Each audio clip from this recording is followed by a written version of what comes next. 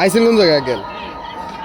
হলো মাধবপুর সন্ধ্যাদিল উৎসবে আর কি। সন্ধ্যাদিল বড় বন্ধু মেলে অনেকদিন পরে পাইছি। অনেকদিন পরে পাইলাম, আসলে অনেক ভালো লাগলো।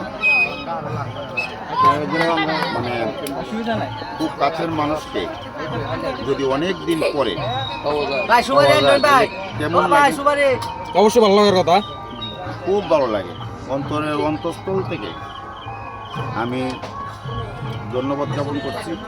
এবং উজ্জ্বল যে আমাদের এখানে আসছে, আমি অনেক অনেক ধন্যবাদ জানালাম এগুলো বলবো না, আমি তো উজ্জ্বল আমাদের সহ এলাকা চলে। তার পুরো টিমকে। উৎসবের শুভেচ্ছা জানাচ্ছি।